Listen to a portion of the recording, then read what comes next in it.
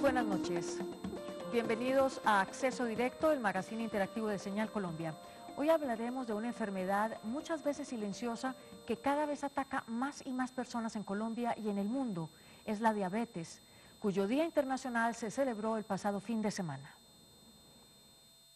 Hoy en Acceso Directo, diabetes, un enemigo dulce y amargo que afecta a 250 millones de personas en el mundo. La diabetes, pues puede que se cure, pero muchas veces me dicen que es de por vida. Pero igual yo sigo con mi insulina, tranquila, normal.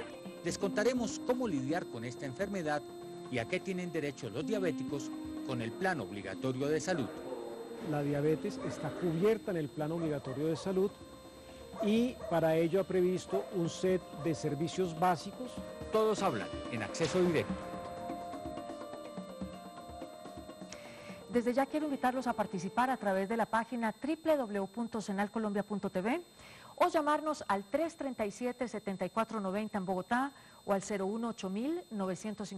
018-952-352 desde el resto del país. Doctor Leonardo Rojas, endocrinólogo, buenas noches. Buenas noches, Beatriz. Bueno, se dice que ya tenemos cerca de 2 millones de personas, de 2 millones de colombianos sufriendo, padeciendo la diabetes. ¿Por qué se ha disparado esta enfermedad? Por lo menos serán 2 millones. En términos generales uno dice que es el 8% de la población. ¿Y eso nos daría cuántos colombianos entonces? Por lo menos casi 3 millones de colombianos, pero uno pudiera decir que casi la mitad o algo menos pudieran no conocer que tienen la diabetes en un momento determinado. Por eso es una enfermedad silenciosa. Muchas veces es silenciosa.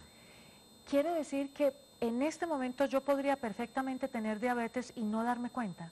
Exactamente. Muchas veces cuando existe sintomatología, la diabetes está muy mal controlada. El hecho de no tener síntomas no descarta tener la enfermedad. Bueno, ¿por qué no hablamos un poquito entonces cómo se detecta? ¿Cuáles son esos síntomas principales de la diabetes? Bueno, los principales síntomas de la diabetes son, los llamamos por los términos médicos, pero básicamente son polidipsia, que es muchísima sed. ¿Mucha sed? Orinadera, que es Sí. poliuria. Polifagia, que es comer mucho, y pérdida de peso. Ese paciente cuando tiene la sintomatología, muy probablemente tiene una glicemia muy alta, o sea, un nivel de azúcar muy alto en la sangre, que hace que le ponga en riesgo su vida. Pero puede tener la diabetes aún teniendo no teniendo estos síntomas. Caramba, entonces esto es más complicado. Bueno, vamos a pensar que sí, que hay unos síntomas y que las personas que tienen estos síntomas deberían preocuparse mucho e ir al médico. Claro que sí. También es muy importante los factores de riesgo. Bueno, Cuando de eso, uno- ¿sí? Cuando uno tiene algunos síntomas, ¿Sí? entonces uno se alerta mucho más acerca de la posibilidad de tener diabetes. Bueno, de todos esos factores de riesgo, de las consecuencias que puede traer la diabetes para la salud de las personas, de eso vamos a hablar a lo largo de este programa. Voy a saludar ahora a Esperanza de Patrón. Esperanza, muy buenas noches. Buenas noches, Beatriz. ¿A usted le diagnosticaron hace 10 años diabetes? Hace 10 años, sí. ¿Cómo se sentía? ¿Qué sentía exactamente? Yo no sentía nada. ¿Y Una vez en entonces? unas vacaciones empecé a sentir muchísima sed, lo que dice el doctor, muchos deseos de ir al baño a orinar. Y cuando regresé del viaje, entonces fui donde el médico y ya me encontraron el azúcar en 240 en ayunas, ya Ya. declarada la diabetes, pues no había nada más. ¿Lo normal del azúcar es cuánto? Es normal menor de 100 cuando se está en ayunas. Menor de 100 cuando se está en ayunas. Bueno, muy bien. Es un tema bastante complicado. En el caso de doña Esperanza es diabetes tipo 2, Es que una ya es diabetes adulta. tipo 2, que es la que es más frecuente en el adulto. Ya. Hay una diabetes tipo 1 que ataca principalmente que niños y jóvenes. Mucho más niños y son en los cuales el páncreas no produce una cantidad de insulina y su causa pues es diferente a la de la diabetes tipo 2. Bueno, eso también lo vamos a desarrollar aquí a lo largo del programa. Esperanza, ¿cómo le cambió la vida con la diabetes?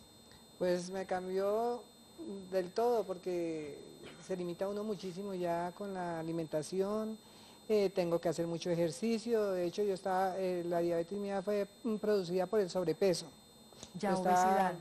pesando muchísimo. ¿Cuánto pesabas? Pesaba 92 kilos. Bajé en los primeros 6 meses de dieta y de tratamiento y todo, bajé a 75 kilos, no bajé más, en ese peso quedé. Ya. ¿Hay una relación directa entre la obesidad y la diabetes? Por supuesto. Uno de los factores de riesgo para tener diabetes es el peso. Entre más peso, mayor riesgo de tener o de desarrollar la diabetes tipo 2 posteriormente. Bueno, eso me preocupa porque si decimos que el 50% de los colombianos padecen problemas de peso, quiere decir que son candidatos potenciales a desarrollar esta enfermedad. Claro, y lo que es más grave, en este momento cada vez hay más pacientes en sobrepeso. La población mundial cada vez tiene más gente con sobrepeso. Luego, eso explica también en parte por qué hay cada vez más diabetes tipo 2 en el mundo.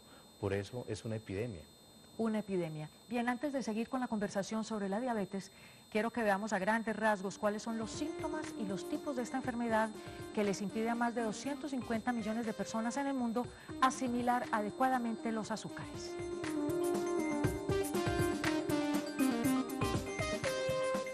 No produce suficiente insulina o cuando el organismo no es capaz de utilizarla de manera eficaz. Estos son los diferentes tipos de diabetes. Diabetes tipo 1. Las personas que tienen este tipo de diabetes deben aplicarse inyecciones de insulina porque su páncreas produce muy poca o ninguna cantidad. Este tipo es más común en niños y adultos jóvenes. Diabetes tipo 2. Este tipo es el más común y ocurre en el 90 a 95% de todas las diabetes.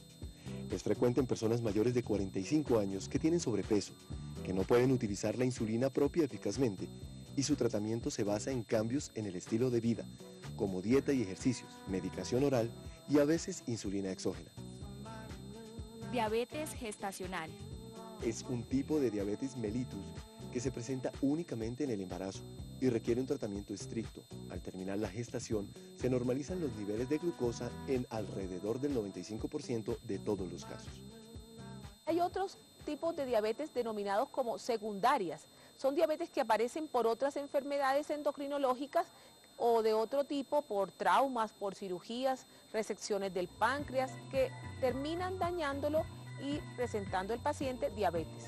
Los síntomas de la diabetes son sed, cansancio fácil, sueño anormal a todas horas del día, alteraciones en la visión o visión borrosa, hambre, pero también sucede que la diabetes puede ser asintomática. Se calcula que entre un 30 y un 50% de las personas con diabetes no saben que tienen la enfermedad, o sea que calculamos que apenas como un 10 o 15% de las personas con diabetes están bien controladas, es decir, están cumpliendo metas que permiten garantizar que no van a tener complicaciones.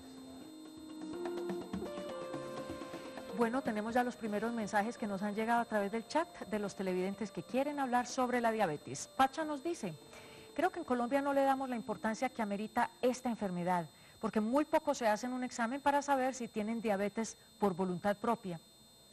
Aún no comprendemos que es una enfermedad que merece mucho cuidado por ser degenerativa.